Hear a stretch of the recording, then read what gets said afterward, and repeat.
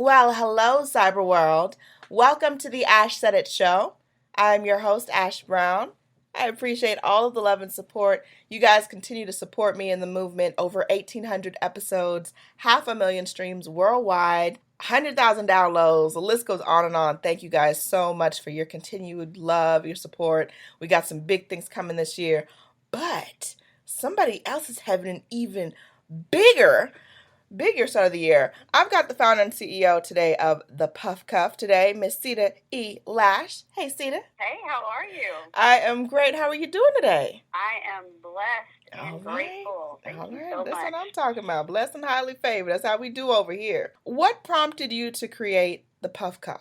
Let's see. I started my natural hair journey before probably you were even born. But no, maybe not that long ago. But it's been a while. It was actually in the early 2000s when I started. And it was mainly because I had just happened to go longer between touch-ups. Mm-hmm. And everybody knows what that is. Mm-hmm. I was every 4 to 6 week girl because I could not stand new growth at all. Yeah. So I was getting my hair touched up, totally over processed. I know that, but I was getting my hair touched up every 4 to 6 weeks. And I just happened to go longer between touch-ups, not on purpose, literally because, beautician schedule, blah, blah, blah, all the drama that went along with going to the beauty shop to get your hair done. And when I went longer, all of the dandruff and dermatitis that I had since childhood just disappeared. Literally. And I had been, always taking some type of anti-inflammatory for it, medicated shampoos. Yeah. Over-the-counter ointments and prescribed ointments, going to see dermatologists, all of that never was curing the problem, just masking the issue. And when, like I said, I went longer and it all cleared up by itself, I was like, okay, my body is being very clear that I need to stop doing this. So I just decided to stop. It was no discovering my inner self, or, the natural hair movement wasn't even a movement. It was like maybe a little bit of a shimmer. It wasn't anything at that point, at that time. There was no, the Google, the Google was out, but it's not the Google of today. There was no Instagram, YouTube, there was none of that. So I was like a fish out of water as to trying to figure out what to do with this hair that was coming out of my scalp. And trying to lean on the other females or other women in my family was just impossible because they didn't know what to do with it either, because they had been either relaxing or pressing hair since, their grandmother, great-grandmother, all that good stuff. So I really didn't know what to do, but I knew that the relief that I got from not getting the relaxer anymore from my skin as well as my pocketbook and my time, I was not willing to go back. So I decided, I'm just going to grow this stuff out and see what happens. Of course, I went through the whole drama of getting my hair braided and having, at that time it was mostly, because we're from Illinois, it was mostly, and nothing against the Africans, but they braid you down to the white meat. So after having my hair braided and having hair, whole braids fall out in the shower and, drama like that, and thinking I could color my hair or bleach my hair, and my hair should be, it should be that much stronger because I don't have relaxer in it, and it falling out in the sink, I was like, okay, I can't handle the drama. I'm just going to let it grow. I could not at that time embrace the TWA because I looked exactly like my mother from the 70s, and I just was not ready to fight off that look. She's a beautiful woman, but I just was not there yet. So I said, you know what? The way that I felt comfortable in my own skin during this point of transition in my life was to wear my hair up in a puff. And I could not find anything that would allow me to hold my hair up all day that would not cause me to have a blazing headache by the end of the day, Mm. or have lose my edges, you know, cause hair damage. So I thought to myself, you know, there's got to be something out there, and there just really wasn't. And this was like when Alibaba first started. I looked everywhere on the internet to try and find something that could make sense to hold, that could accommodate the thickness and texture of my hair, but I just couldn't find anything. So I was using either, you know, overstretched out elastic bands or shoestrings, boot length shoestrings, to where I could, you know, kind of cinch my hair, tie it around and pull it and cinch it till it got in the position that I wanted, and just pray that it would stay in that position all day. You know, that band may pop. Oh, yeah. That puff may shift. You know, all of that stuff. So it was like, ugh.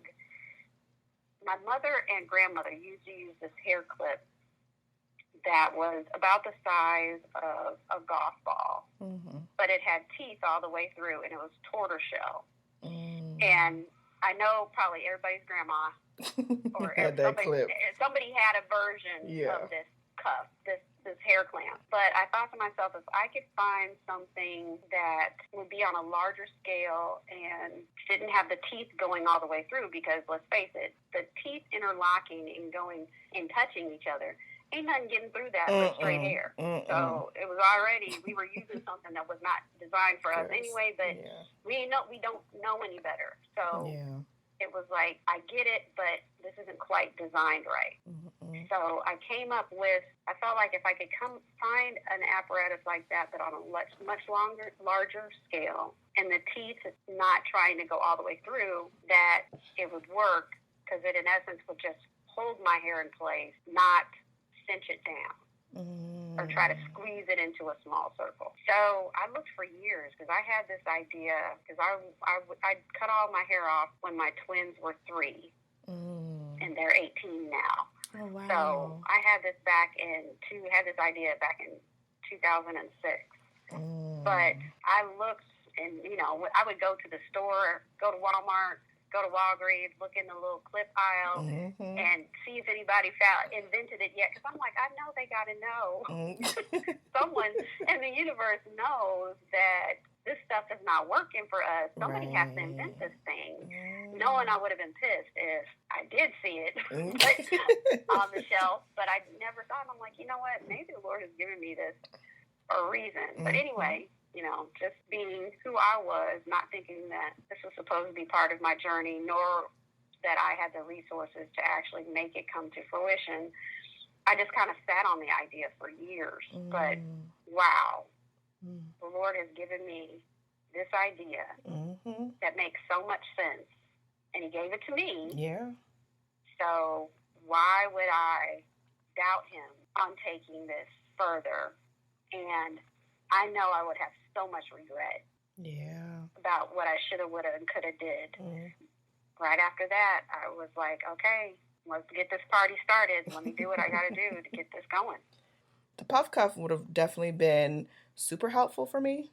So I'm glad that it's out on the market now for people to get it, and to get it for their babies, for the little girls, and who knows, even some of the little guys. You know, you never know. That hair needs to be managed. Well, no, we do know, because we have PuffCuff male also. Okay. So we have the line for the ladies, and we have the line for the men. Sounds good. So, Sita, what is next for you guys? What's on the agenda? Our initiative right now is, there's quite a few people that know about the PuffCuff, but there's even more that don't. And it's really about exposure, because and building our customer base. I know exactly what my target market is, but my target market, you are and I am the target market. Not just because we're black, it's because we have curly hair. We are 100% skeptics. 100% skeptics, especially if it's not something. We don't usually typically use products unless someone has recommended it to us, or you saw a video about it, or this, that, and the other. So PuffCuff does come with a learning curve, because, and people don't want to hear this, but we were all raised and educated on hair care tools, products, accessories that were never meant for us to use in the beginning. Yeah, exactly. Everything was designed to be used on straight hair or force you to straighten your hair in order to have successive use. Yeah. So when people get the PuffCuff, they automatically think, oh, it's a banana clip. Well, no, it's not. Because first of all, bananas are not round, but that's okay. I understand that. I understand They're trying to understand it, right? Right. But the thing is you have to use it differently. You have to kind of like step back and let go of all that you've done, all the ways you've used hair tools before. Because in the past, if your hair was short, what size of anything did you think you needed? Yeah. The biggest or the smallest? The smallest. Exactly. Well, let's think about that for a second. If your hair is short, you're going to be pulling your hair into a small circle.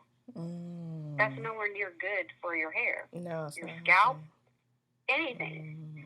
So it's like, who wrote the rules that short means you have to use the smallest thing?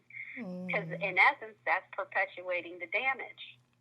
Yeah. It's not giving your hair room to grow or what it needs to grow. So with the PuffCuff, if your hair is shorter, you need the biggest PuffCuff because you're not going to gather your hair into a small circle. Does that make sense? Yeah, that actually does make sense. The science behind it. Yes. So with a banana clip, you take the banana clip and you squeeze it until it closes, right? With the PuffCuff, you gather your hair first. You put the PuffCuff around the base of your ponytail, as close to the scalp as you can get. Right. But you're not sliding it. You're just flipping it around, and then you let your hair go. So then your hair expands into the PuffCuff, and that's what keeps the PuffCuff closed. So it's no cinching, it's no tugging, and you can get a tight look, but it will never feel tight. Right. And that's the way it's supposed to work. So we get a lot of clapback on, my hair's not tight enough. Well, baby cake, who wrote the rule that your hair has to be tight? So it doesn't, anything that's pulling and tugging and you're feeling like it's tight, that doesn't mean it's good. But what's the best way for people to get more information, Sita, on the PuffCuff, and how can they follow you on social media? Okay, the first thing definitely is to go to our website and subscribe, thepuffcuff.com, the site branded towards the female population, and the PCMale.com, which stands for the PuffCuff Male, is our site that's branded for men with long hair, with long and textured hair. So you can find us there, of course. We do sell also on Amazon.com, and then you can also follow us on any of the social channels. You can find us at the PuffCuff. I'm sorry. You're fine, sister. Thank you so much for joining us today. We appreciate you. Thank you for having me. I feel like there needs to be a part 2. But I know. We probably going to have to schedule it. We're going to have to get that scheduled out because there's tons more stuff we can talk about. But I appreciate each and every one of you guys. Thank you so much for your love and support. Keeping in mind, anyone to tell you that you can't do what you want to do. You look them square in the face. You tell them, don't believe me. Just watch. Watch what I do. Watch me make it happen. Watch me make history. That's what we're doing this for, the history books. Social media is nice, but real life is so much better. Until next time, you guys.